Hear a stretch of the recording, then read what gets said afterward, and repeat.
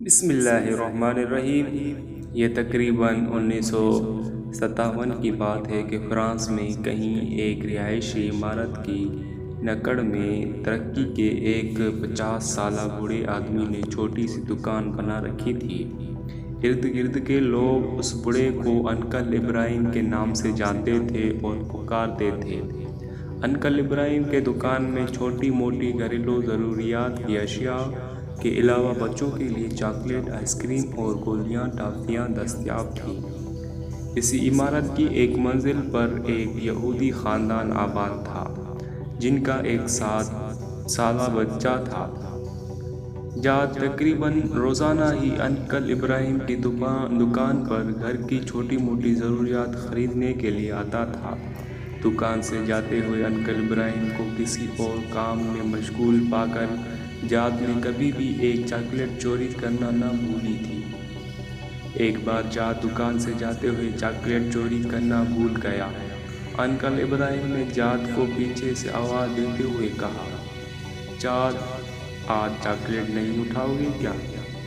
Uncle ابراہیم نے یہ بات محبت میں کی تھی یا دوستی سے، مگر جاد کے لیے ایک صدمے سے بڑھ کر تھی۔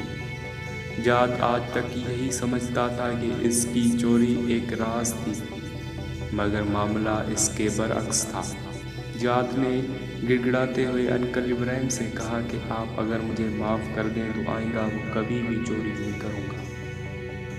مگر انکل ابراہیم نے جاد سے کہا، "اگر تم وعدہ کرو کہ اپنی زندگی میں کبھی بھی کسی کی چوری نہیں کرو گے تو روزانہ کا ایک چاکلیٹ میری طرف سے تمہارا ہوا۔ ہر بار دکان سے جاتے ہوئے لے جایا کرنا۔" اور بالآخر اسی بات پر جاد اور انکل کا اتفاق ہو گیا۔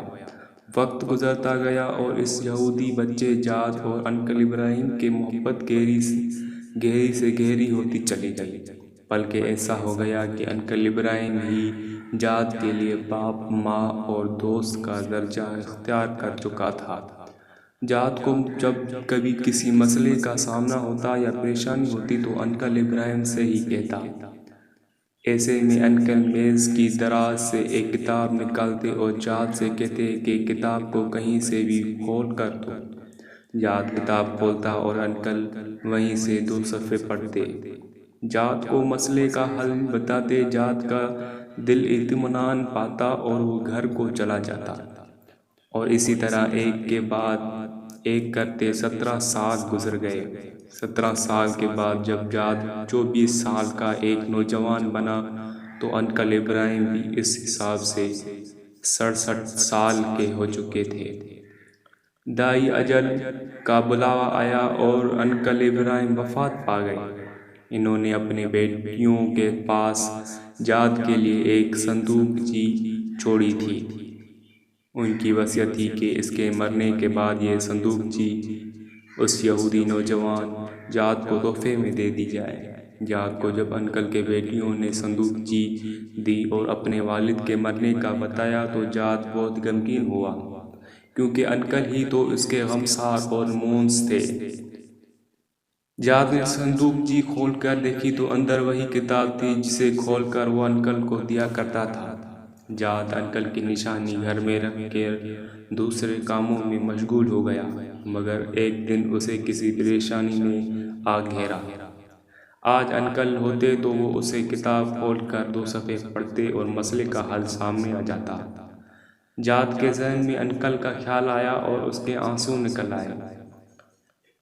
کیوں نہ آج میں خود کوشش کروں۔ کتاب کھولتے ہوئے اپنے آپ سے مخاطب ہوا، لیکن کتاب کی زبان اور لکھائی اس کی سمجھ سے بالاتر تھی۔ کتاب اٹھا کر اپنے تیونسی عرب دوست کے پاس گیا اور اسے کہا کہ مجھے اس میں سے 2 صفحے پڑھ کر سناؤ۔ مطلب پوچھا اور اپنے مسئلے کا اپنے تئیں حل نکالا۔ واپس جانے سے پہلے اس نے اپنے دوست سے پوچھا، "یہ کیسی کتاب ہے؟" تیونسی نے کہا، "یہ ہم مسلمانوں کی کتاب قرآن ہے۔" جاد نے پوچھا، "مسلمان کیسے بنتے ہیں؟" تیونسی نے کہا، "کلمہ شہادت پڑھتے ہیں اور پھر شریعت پر عمل کرتے ہیں۔"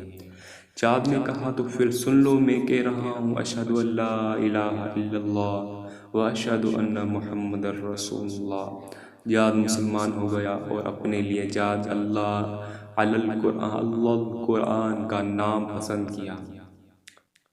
نام کا اختیار اس کی قرآن سے ولہانہ محبت کا خلا ثبوت تھا۔ جاد اللہ نے قرآن کی تعلیم حاصل کی، دین کو سمجھا اور اس کی تبلیغ شروع کی۔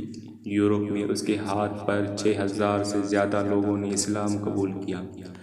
ایک دن پرانے کاغذات دیکھتے ہوئے جاد اللہ کو انکل ابراہیم کے دیے ہوئے قرآن میں دنیا کا ایک نقشہ نظر آیا، جس میں بر اعظم افریقہ کے ارد گرد لکیر کھینچی ہوئی تھی اور انکل کے دستخط کیے ہوئے تھے۔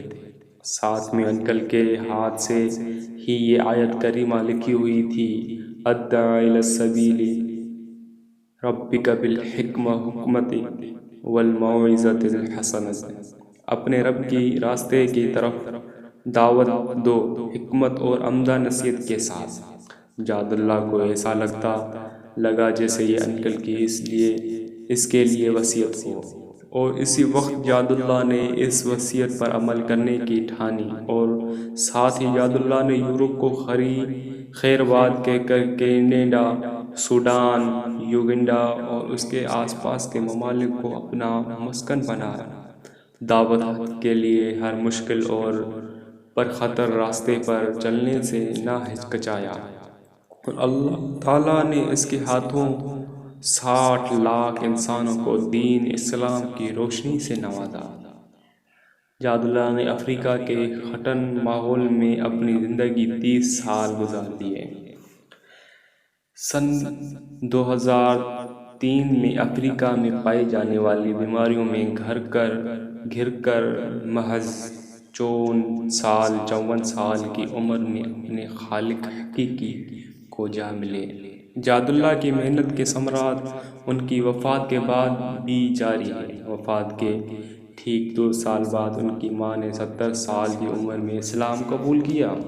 جاد اللہ کا اکثر یاد کیا کرتے تھے کہ انکل ابراہیم نے اس کے 17 سالوں میں کبھی بھی اسے غیر مسلم محسوس نہیں ہونے دیا، اور نہ ہی کبھی کہا کہ اسلام قبول کر لو، مگر اس کا رویہ ایسا تھا کہ جاد کا اسلام قبول کیے بغیر چارہ نہیں تھا۔